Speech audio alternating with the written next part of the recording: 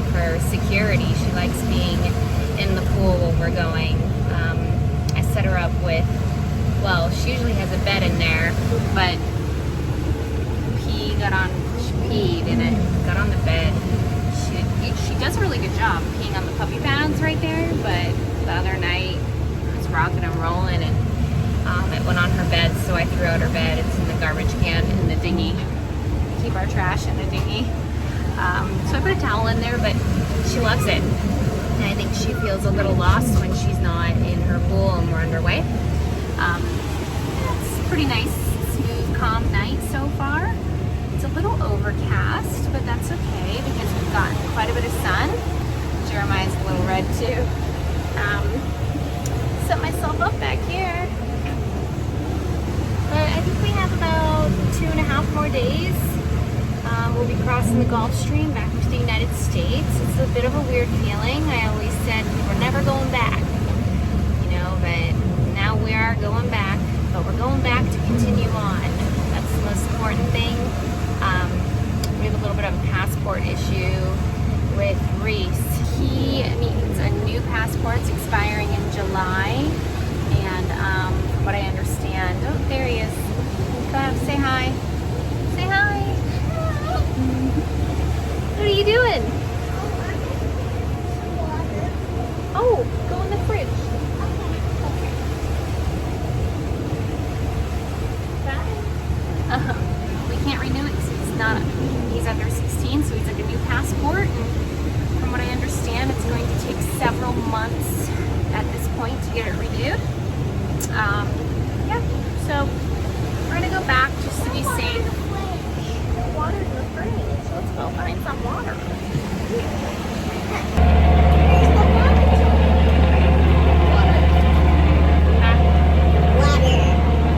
Here, you hold it. It's teamwork. You hold it all. There you go. Is it nice and cold? Alright, I gotta go back up. I'm on watch. We don't want to get stuck where we can't fly home if we need to, unless it's an emergency. And we can't, or we have to do a big passage to get back to the United States, whatever. So we're gonna go back there, take care of that. This passage has been bittersweet. It's been long, it's been trying. At some points I felt a little bit panicked, a little bit claustrophobic, a little bit like, leave me alone. So I've had lots of emotions going through this. Big long passage, can't touch land, can't stop anywhere. It's a lot like mentally when you're thinking about stuff. So, but I'm proud of us. We've done really good. We've worked really well as a team. We're understanding, we're thoughtful, try to respect each other and let each other get as much sleep as possible. And we're really working well together as a team. Proud of us. I guess I could live on a boat with him. Oh wait, I do, and I have for like 5 years. We've been on an offshore passage for almost 2 straight weeks. We're getting close. Let's wrap this sucker up. Looks like a foot massage. This is what you need to do. Oh yeah. Instead of me massaging your feet, you need to do this. That's great. Welcome to Lazy Gecko Sailing. I'm Brittany, and this is Jeremiah. I came from the mud. We've been sailing the world and filming it all for you. Strong like a tree. Now come along with us on our next adventure. Oh, I've been wrong. Make sure to click subscribe so you don't miss any of the fun. Hope they won't shoot me down soon. A couple days ago, I realized that our oven completely kaput. No more. I cooked up all these meals for the passage that would be easy to put like in a crock pot or in the oven or whatever.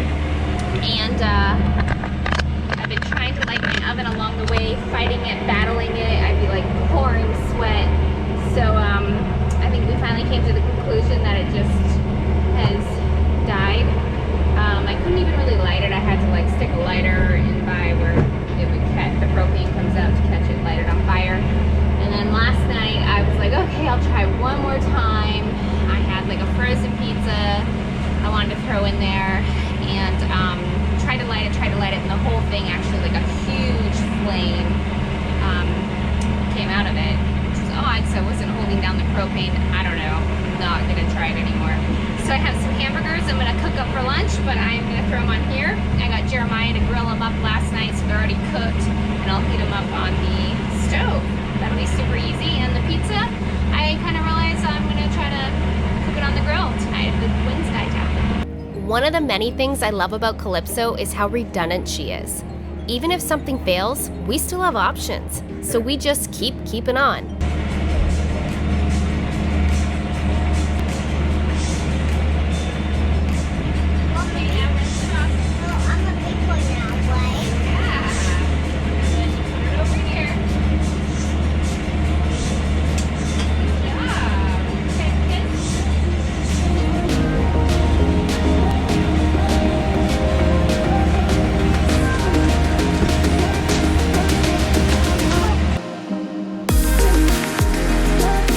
Things change fast out here, so when you get calm seas, you take advantage of it, like relaxing on the bow.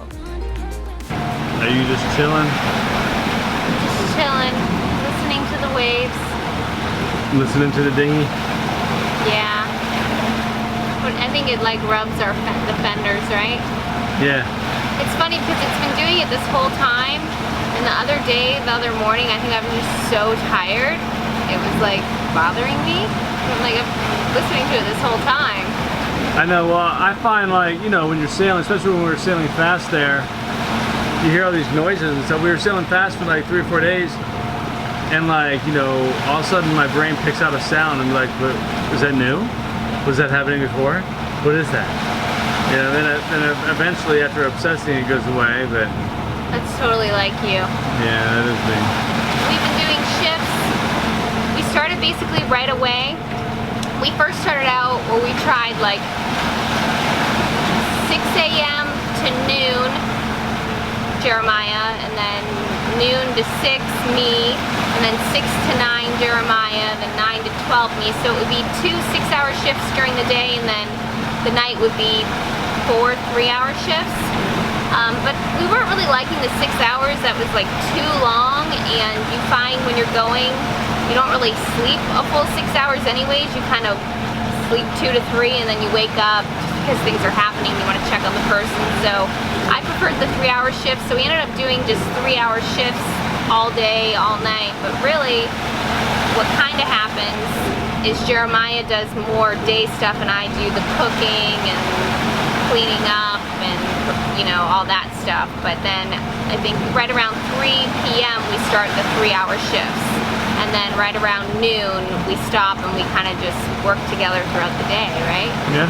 So there's a little part of the day where we just work together and I'm cooking and stuff. But I like the shifts, and I set alarms and I try to stay on top of it. He never comes and wakes me up if I sleep through the alarm, but I tend to wake up like 15, 20 minutes later. He doesn't set alarms, I have to wake him up. So, you'll wake me up, you do. Yeah, because I'm like, I'm done. It's your turn, you know? But it's been good. I mean, at night, when we first started, I was kind of falling asleep. I couldn't stay awake. My body was just trying to get used to it. And then now I'm pretty spot on, and our radar is giving us a bit of trouble, so I don't really trust it. So now I'm definitely looking around. I'll put a movie on my lap, and then I'll set an alarm for every 10 minutes, and I'll do rounds around the boat. And that means like taking my spotlight, checking out things, looking at the waves, wondering how big they are. I'm bored. Checking radar, looking with my eyes for lights out in the water, making sure all the lines are right, checking wind, where it's coming from, basically everything, looking at Reese, looking at him. Well, we've also not had a moon at all. No. So we've had either no moon at all, or if we did have a sliver of a moon, it was cloudy. And tonight's supposed to again be like a crescent moon. So we've had like it's like perfectly on the moon cycle that we have no light. So nights have been like pitch black out here. Yeah, I was feeling, come like day 7, 8, and 9, I was feeling a bit exhausted. I needed a break, so I'm really happy we took a break, and now it's like a full reset. I feel like I can go another 9 days. Yeah. As long as it's not downwind. Just joking. It's hot.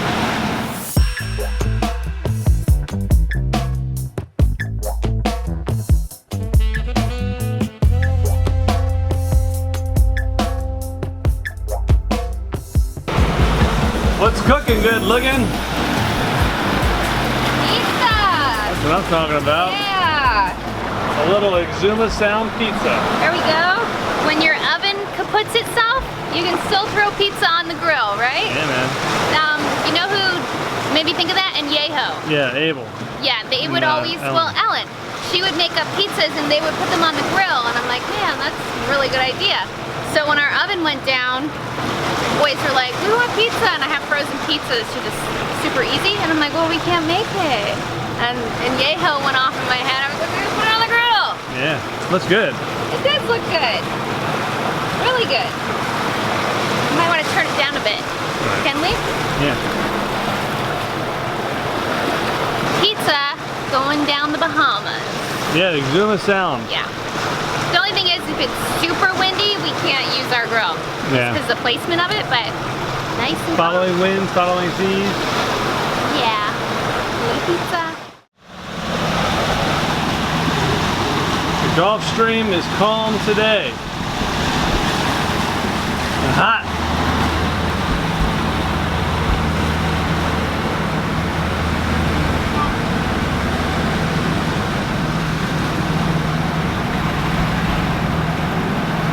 Very nice.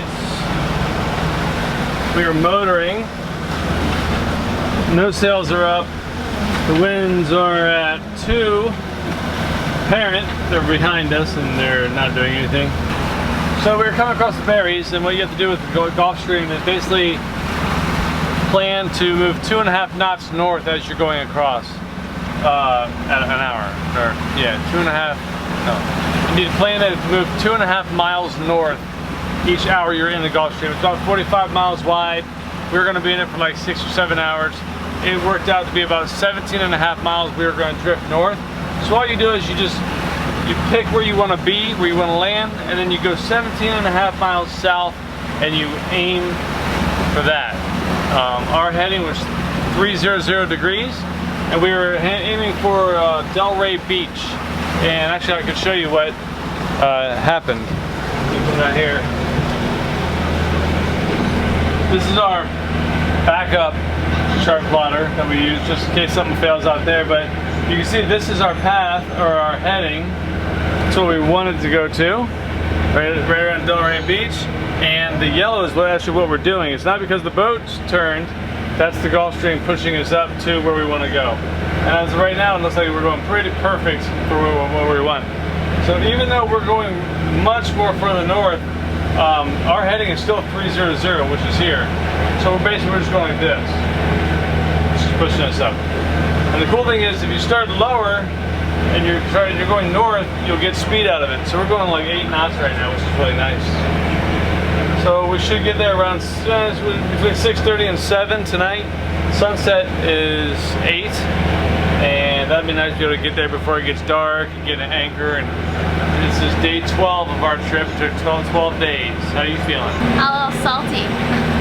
Oh, you're my little salty sailor. I feel fine. I mean, the first 3 days I think were the roughest because you're adjusting the sleep schedule, the motion, the new everything, you know, and you know, I think we did pretty good. The boat's not too dirty, it just feels a little salty. Today 5 flies did come in the boat, so I was like, alright, probably need to start cleaning it. Bella's a little hot. I have given her 2 baths since we started this trip, just still a little hot. But you know, I think we're doing alright. I'm looking forward to anchoring tonight and getting like a solid night's sleep, sleeping with my husband. That's what I'm about. Yeah. Yeah, me too. I'm looking forward to sleeping. Yeah, should be good. I'm gonna start cleaning the boat now actually. I'm kind of bored. It's coming to an end. We don't really need to do watches anymore at this point. So I'm gonna start cleaning up the boat so I can get working on that and we don't have to spend too much time stopped and we can continue on. tonight will be air conditioned and at anchor, and then we'll hop up forward a little bit and go into a marina to get a couple things, get some mail, and then we'll continue on. Yeah, and I'm looking forward to maybe finding some cooler weather. It's been 12 days and over 1,500 nautical miles. What an amazing journey. Well, life has nearly killed me, and my mind has put me on the edge. Life has nearly killed me, and my mind has put me on the edge. Shift after shift, we've averaged about 6.5 knots overall. Though I can barely crawl, I've got to walk where these angels' feet are tread. Darkness nearly It's so cool to see it all come together. The preparation, training, and how well Jeremiah and I executed. I'm very proud of how it all turned out. Of course, there are so many variables that just take plain luck, but we'll take it. sunlight, Lord, don't it burn my eyes. We're checked into the US and safely tucked away at anchor. Well, good night. Mountains so very high.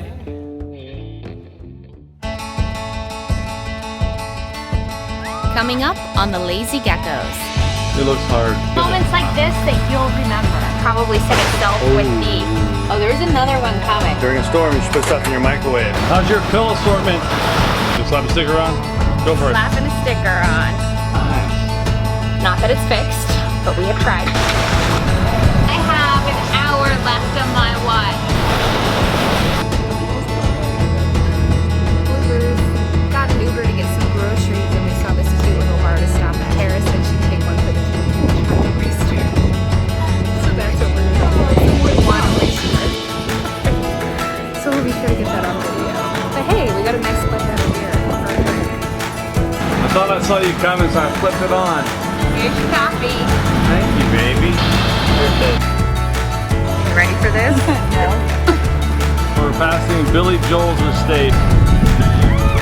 Get that first. If it lets loose, it's gonna probably plummet into our boat. They were under the bow already. Want more? Check us out at lazygeckos.net.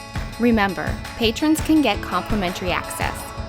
You can also visit our Vimeo channel. The link is below. Don't forget to click subscribe to get all of the fun. See you next week.